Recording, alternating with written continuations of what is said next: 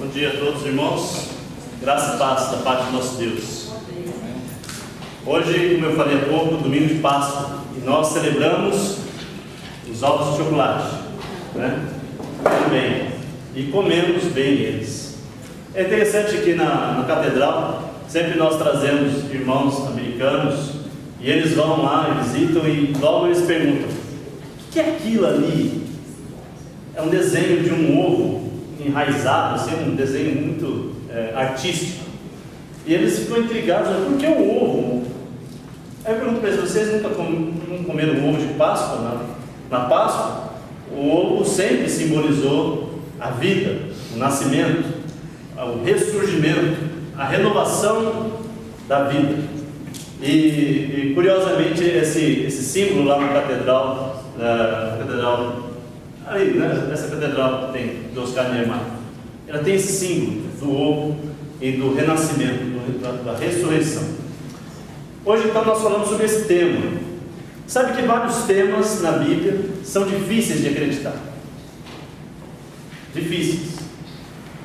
E de todos os temas que são difíceis de acreditar, eu tenho pregado exatamente sobre uns que são mais difíceis. Uns dos que são mais difíceis. Que são exatamente os milagres de Jesus. Se tem algo difícil de acreditar, são os milagres de Jesus.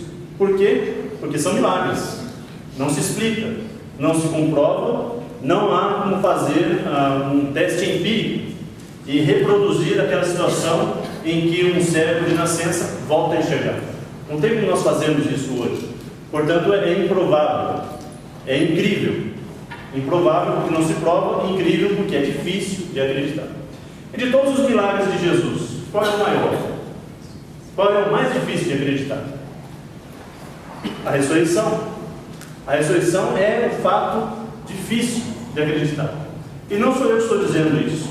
Os discípulos de Jesus é que testemunham isso. É exatamente a falta de fé deles, a falta de crença deles, que nos mostra o quanto é difícil de acreditar na ressurreição de Jesus. E vamos ver então uma passagem em Lucas, capítulo 24. Eu acho que essa é uma das mais fortes. Veja em Lucas, capítulo 24, versículo 41. Vamos ver o 40. Olha que interessante, veja como é difícil de acreditar que esses homens estão na presença de Jesus. Vamos lembrar, antes de ler esse trecho, Jesus apareceu primeiro às mulheres, elas foram e relataram aos apóstolos.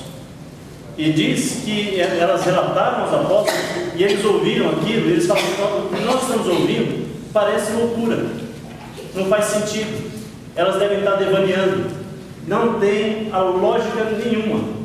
Então, eles não acreditaram nas mulheres. Aí Jesus aparece a eles. O próprio Jesus aparece para eles. E ele fala para eles: vocês podem tocar, podem ver que eu sou físico, né? Veja aqui no 39. Vejam as minhas mãos, os meus pés, sou eu mesmo. Toquem e vejam. Um espírito não tem carne nem ossos, como vocês estão vendo que eu tenho. Tendo dito isso, mostrou-lhe as mãos e os pés. E por não crerem ainda, tão cheios estavam de alegria e de espanto, ele lhes perguntou: vocês têm aqui algo para comer? Disseram-lhe um pedaço de peixe assado, e ele comeu na presença deles. Tudo bem que a pessoa não crê quando alguém diz que Jesus ressuscitou. Então as mulheres disseram: não, Jesus ressuscitou. E eles falaram: não, isso não faz sentido. Não acreditavam. Tudo bem que nós hoje tenhamos aqui uma dificuldade em crer, porque isso aconteceu 2000 anos atrás. Mas esses homens estavam na presença de Jesus. Jesus falou para eles: toque aqui, põe a mão aqui. E ainda assim, o que aconteceu? Eles não criam. Por quê? Porque é incrível.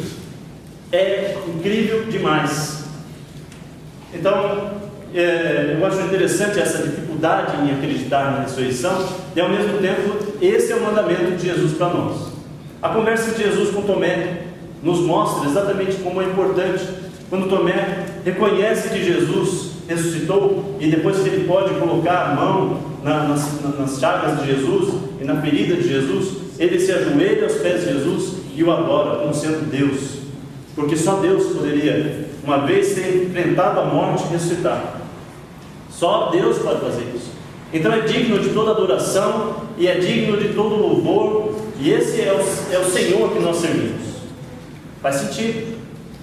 A ressurreição é um fato, e de todos os fatos, ele tem muitas evidências. Jesus deu todas as evidências para nós crermos na ressurreição. Temos a evidência, como eu disse agora há pouco, do domingo. O domingo é uma evidência da ressurreição de Jesus. Temos outra evidência, a igreja. Tem uma frase que eu gostei muito, eu não lembro agora o autor da frase, mas ele diz o seguinte: que o túmulo vazio é o berço da igreja. A igreja nasce de um túmulo vazio. Exatamente a morte e a ressurreição de Jesus, deixando lá o túmulo vazio, é o berço, é o que faz com que a igreja exista. Então, você quer saber se Jesus ressuscitou? A igreja é uma grande evidência. Uma outra evidência são os apóstolos. Os apóstolos tinham fugido, tinham corrido, eles não queriam testemunhar o que Jesus estava fazendo. Pedro chega a negar Jesus 3 vezes, porque ele está tentando preservar a vida, e o instinto de preservação da vida falou mais forte, e eles fugiram dos guardas, fugiram do julgamento de Jesus, e fugiram da crucificação de Jesus. Só estava lá as mulheres e João, o grande amigo de Jesus. Fora isso, todos fugiram. Mas depois da ressurreição, nós vemos esses homens correndo perigo de morte, indo ao templo, enfrentando aqueles que condenaram o seu mestre. Eles enfrentavam como se não tivessem medo da morte. E é exatamente isso. Eles não tinham medo da morte. Por quê? Porque Jesus venceu a morte, e eles criam isso, eles tinham certeza disso. E nós podemos ver em todos os discursos de Pedro, de Paulo e de qualquer outro apóstolo, quando alguém ia pregar o Evangelho, a pregação era a seguinte: Jesus é o Cristo, Ele é o servo do Senhor, Ele fez grandes milagres, grandes maravilhas, e vocês, judeus, com a ajuda de homens maus, o crucificaram. Mas Deus o ressuscitou. E a ressurreição de Jesus é o sinal, é a prova, a comprovação de que Jesus é o Filho de Deus e que Jesus pode então purificar os nossos pecados. Veja uma passagem em Romanos capítulo 5, e vejamos o versículo 10.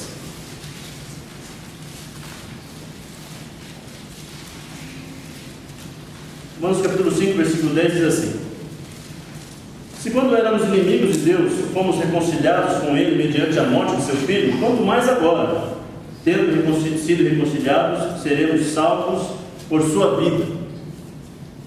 A ressurreição de Jesus é o que lhe deu vida.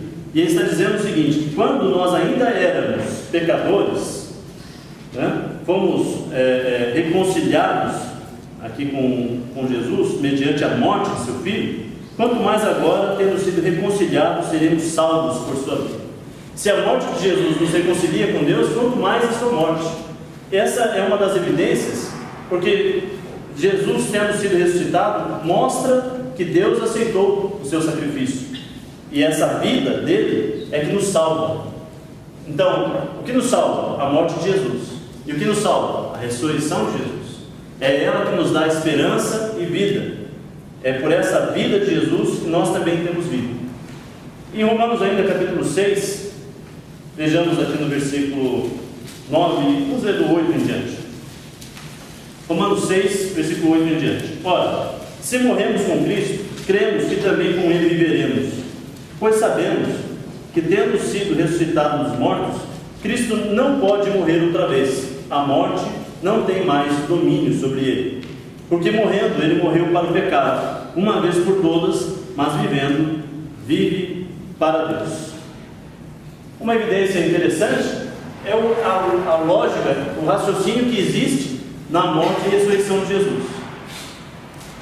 Eu sempre tive dificuldade para entender por que a morte de Jesus. Por que a morte de Jesus?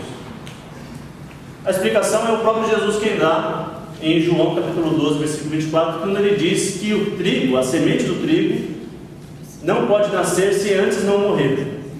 A semente do trigo não pode ser transformada se antes ela não cair na terra, germinar e finalmente transformar-se. Então, para que Jesus tinha que morrer na cruz? Por que Jesus tinha que morrer na cruz? Um bom motivo é porque sem Ele morrer, Ele não pode ressuscitar. Sem a morte, Jesus não pode ressuscitar. Se Jesus não ressuscita, não há ressurreição e não há esperança para ninguém. Mas com a morte e a ressurreição de Jesus, então há esperança. Por isso que nós aqui seguimos no batismo uma evidência. No batismo que existe na igreja e que perdura por 2000 anos, é uma outra evidência de que Jesus ressuscitou. A evidência de que nós praticamos o batismo. E como é que é o batismo? Nós nos sepultamos nas águas, assim como Jesus foi sepultado na terra. Nós somos sepultados juntamente com Jesus, e quando nós saímos das águas, nós renascemos juntamente com Jesus. E uma vez mortos, a morte já não tem poder sobre nós. Exatamente como os apóstolos. Eles agora destemidos, eles agora ousadamente vão pregar o Evangelho, porque eles não temem mais a morte. A morte já não tem mais domínio sobre eles, porque alguém um dia entrou nos domínios da morte e a venceu. O que facilita para mim também entender um pouco mais sobre a ressurreição de Jesus e sobre o sinal de Jesus, o grande e maior sinal de Jesus, é exatamente as palavras de Jesus quando ele tenta explicar para uma geração incrédula. Em Mateus capítulo 12, acompanhe a leitura em Mateus capítulo 12.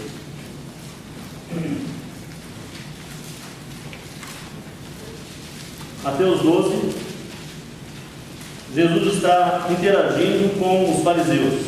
E no versículo 38, os fariseus lhe pedem um sinal. Então, alguns dos fariseus e mestres da lei lhe disseram: Mestre, queremos ver um sinal miraculoso feito por ti. Ele respondeu: Uma geração perversa e adúltera pede um sinal miraculoso? Mas nenhum sinal lhe será dado, exceto o sinal do profeta Jonas. Pois assim como Jonas esteve 3 dias e 3 noites no ventre de um peixe, assim o Filho do Homem ficará 3 dias e 3 noites no coração da terra. Os homens de Nínive se levantarão no juízo com esta geração e a condenarão, pois eles se arrependeram com a pregação de Jonas. E agora está aqui o que é maior do que Jonas. A rainha do sul se levantará no juízo com esta geração e a condenará, pois ela veio dos confins da terra para ouvir a sabedoria de Salomão. E agora está aqui o que é maior do que Salomão. Então, Jesus nos conta que é assim ainda hoje. Essa geração que nós vivemos se parece com a geração de Jonas, se parece com a geração de Nínive. Nínive, se vocês não sabem, era a cidade capital do país mais cruel que existia. Eles eram os nazistas da época dos judeus. Eles não só venciam uma cidade, mas eles cercavam a cidade e matavam todos, ou de fome, ou de sede. Quem sobrevivia aos arredores da cidade, eles levavam para um cativeiro, e eles prendiam as pessoas pelo nariz, raspavam a cabeça das mulheres e carregavam por milhares de quilômetros, puxando pelo nariz, como se fosse boi. E às vezes, quando eles queriam dar uma grande lição, eles esfolavam uma pessoa viva na frente de seus parentes. Então eles eram terríveis. Essa cidade dos ninivitas, a capital dessa nação cruel, Deus quer mandar um profeta. E ele manda Jonas. Jonas vai e prega a Nínive. E aí então Jesus está falando que ele é semelhante a Jonas. No que ele é semelhante a Jonas? Ele é semelhante a Jonas porque os dois recebem a missão de Deus de levar a mensagem, de pregar uma mensagem de salvação. Também é uma mensagem de destruição, caso a pessoa não se arrependa. E essa condição está implícita no caso de Jonas. No caso de Jesus, a mensagem condicional, ela está explícita, ela é totalmente clara. Se arrepender, salvação. Se não se arrepender, não há salvação. Então Jonas e Jesus têm os dois muitas semelhanças. Os dois recebem uma missão. Jonas não quer a missão. O que Jonas faz? Foge. Se você quiser até acompanhar, eu não vou ler o livro de Jonas, mas faça a leitura na sua casa e veja como essas semelhanças são interessantes. Jonas foge e aí ele pega um barco para o local mais distante que havia, Espanha. O mesmo local que um dia depois Paulo sonha em pregar o Evangelho, o lugar mais distante, os confins da terra, para levar a verdade de Jesus. Mas aí Jonas pega um barco, e nesse navio atravessando ali o mar, o que acontece? Uma grande tempestade, e todos os marinheiros ficam preocupados porque aquela tempestade surgiu do nada, e eles desejam então se livrar daquela ira, a ira dos deuses, a ira dos mares. E aí eles tentam procurar quem é o culpado, quem é o culpado, quem é o culpado. E Jonas está tranquilo, e ele fala: bom, deixa eu dizer uma coisa para vocês. Eu recebi uma missão, eu não aceitei, e é por minha causa que tem esse rebuliço todo. Então vocês podem me jogar no mar, e o mar vai se acalmar. E todo mundo reluta, tal, um pouco, mas tá bom. Antes um que todo mundo, né? Então pega ele, joga ele na água.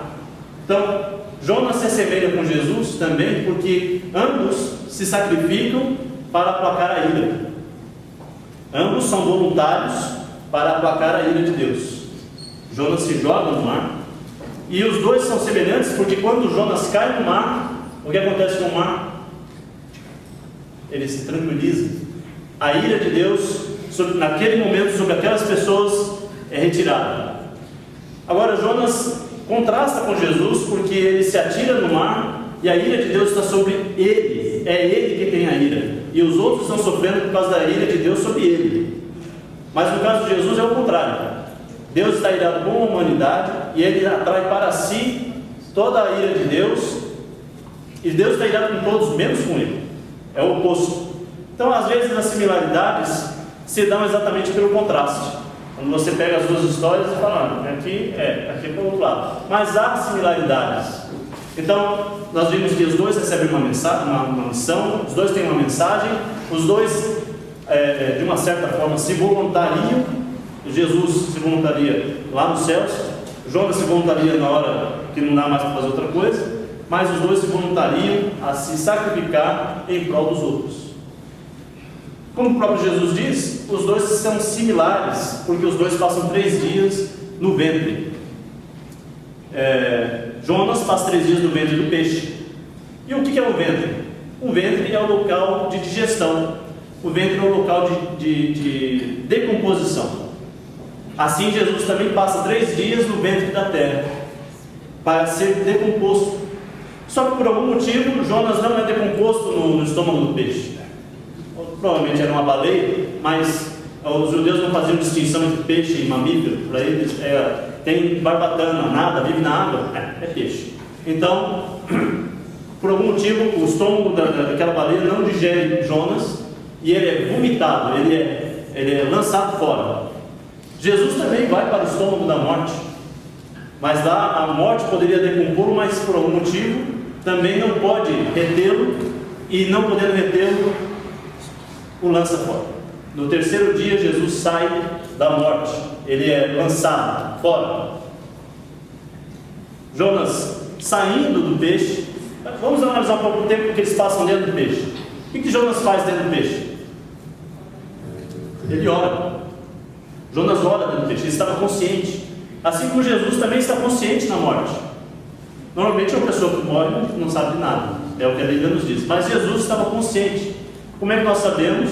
Porque 1 Pedro, capítulo 3, versículo 19 e 20, fala que Jesus foi aos espíritos presos, espíritos que tinham morrido no dilúvio, e ele prega para eles. Em Efésios, capítulo 4, diz que Jesus foi ao cativeiro e levou cativo o cativeiro. Jesus prende aquele que prendia todos. Jesus, na morte, ele tem um ministério para fazer, e ele está lá agindo, e com certeza ele também está em oração, em contato com Deus, porque Deus está mesmo, inclusive, lá no local da morte. Então são similares.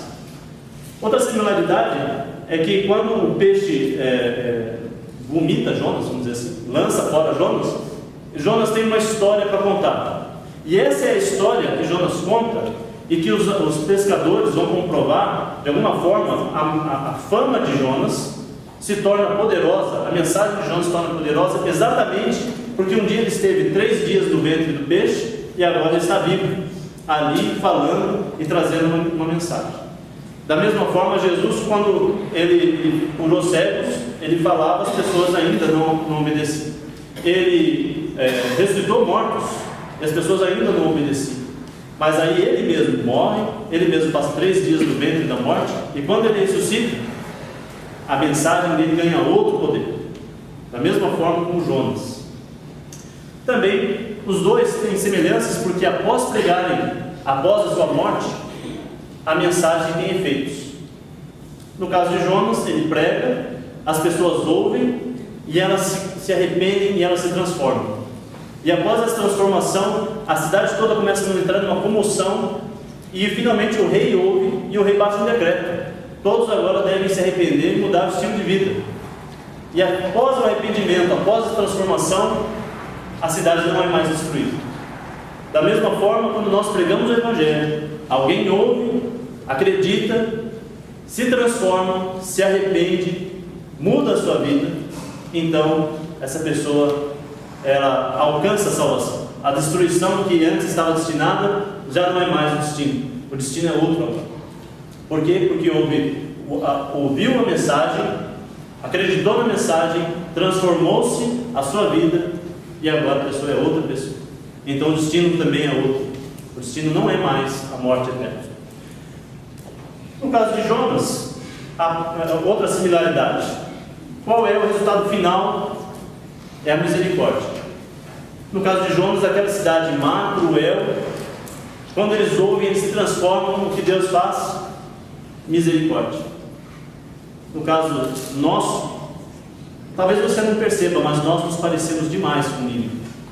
Nós também ouvimos o Evangelho e nós fazemos pouco caso da história de Jesus. Mas quando nós realmente aceitamos, a misericórdia toma conta de nós, então nós temos contato com Deus. A misericórdia é a mensagem final de Jonas. A misericórdia é a mensagem final de Jesus. Há opostos, porque Jonas prega uma mensagem de terror, a cidade vai ser destruída, e Jesus prega uma mensagem de amor. Creiam e serão salvos. Creiam, sigam-me e encontrarão vida. Resumindo a história, eu gosto dessas similaridades. Me ajuda a crer, me ajuda a entender os motivos da morte de Jesus. Jesus morreu porque ele se voluntariou em morrer em meu lugar, assim como Jonas. E Deus aceitou o sacrifício de Jesus, assim como aceitou o sacrifício de Jonas. Assim como Deus tirou Jonas lá do ventre do peixe, ele tira Jesus do ventre da morte. Assim como a mensagem de Jonas transformou pessoas, a mensagem de Jesus há 2000 anos tem transformado o mundo. E nós cremos nessa mensagem. E nós vamos continuar anunciando essa mensagem de ressurreição, porque nós cremos. E essa mensagem transforma vidas. Se você crê que Jesus ressuscitou os mortos, e em consequência da ressurreição de Jesus, você crê que você um dia poderá ressuscitar os mortos, isso pode transformar a sua vida. E você pode ser como aqueles apóstolos que antes tinham medo, mas agora não tem mais. Apóstolos que eram prisioneiros de um sistema religioso, mas agora não são mais. Pessoas que eram prisioneiras da hipocrisia humana, mas agora não são mais. São pessoas destemidas, livres e que amam, e que anunciam a verdade da ressurreição de Cristo. Que nós possamos fazer assim, até a volta de Jesus, e Ele possa nos encontrar pregando o Evangelho e crendo fielmente, apesar de ser muito difícil. Mas o Espírito de Deus pode nos ajudar a crer e aceitar Jesus como nosso Senhor, nosso único e suficiente Salvador. Que Jesus seja louvado. Amém. Vamos ficar em pé.